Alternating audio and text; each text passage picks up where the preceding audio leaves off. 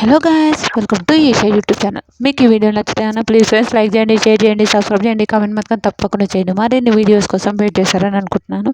రితు మనీష్ నిజంగా ఒకసారి తెలివి ఉన్నట్టు పాటిస్తే, ఒకసారి తెలివి లేనట్టు నటిస్తే ఏం చేస్తారో అర్థం కాదు.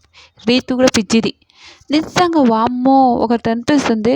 రీతు చాలా నిజంగా చాలా అమాయకురాలు. చాలా ఇష్టం నాకు రీతు మాత్రం నాకు చాలా ఇష్టం. 100% నాకు రీతు ఇష్టం అని నేను చెప్తాను. 100% ఒక ఒక మనిషిలా, ఒక రియల్లా అయితే నాకు ఆమెను చూస్తే నాకు చాలా మంచిగా అనిపిస్తుంది. రీతు మనీష్ నామినేషన్ చేశాడు. మనీష్ నామినేషన్ చేయడం ఎట్లా చేస్తాడు? మీరు ఆ హౌస్లో పర్మిషన్ తీసుకోకుండా హౌస్లోకి వస్తున్నారు, అది తీసుకోకుండా హౌస్లోకి వస్తున్నారు, మీరు గిన్నెలు కరెక్ట్ తోమగా ఇట్లా వస్తున్నారు, అట్లా వస్తున్నారు అని చెప్తాడు. కానీ ఒక విషయం చెప్తా ఫస్ట్,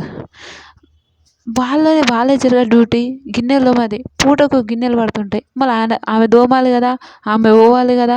ఓకే, డిమాండ్ పవన్తోన చెప్తాడంట మనీష్. నేను కూడా చూడలే, ఆ ప్లేట్లు కరెక్ట్గా అడగలేదు, కరెక్ట్గా అడగమని చెప్పు పవన్ అని చెప్పిండంట.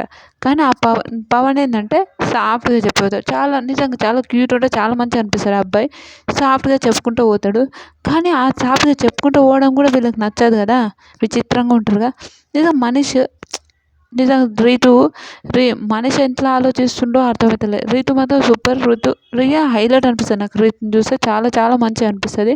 మీకేమనిపిస్తుందో కూడా ప్లీజ్ కమెంట్ చేయండి. నాకైతే రీతు హౌస్ మొత్తం జెన్యున్ ఉన్నదంటే రీతు అని నేను చెప్తాను. 100% రీతు, హరీష్ వీళ్ళందరూ జెన్యున్ ఉన్నారని నేను 100% చెప్తాను. మీకేమనిపిస్తుందో కూడా కామెంట్ చేయండి. నాకైతే రీతు సూపర్ అని అనిపించింది. ఏమనిపిస్తుందో కామెంట్ చేయండి.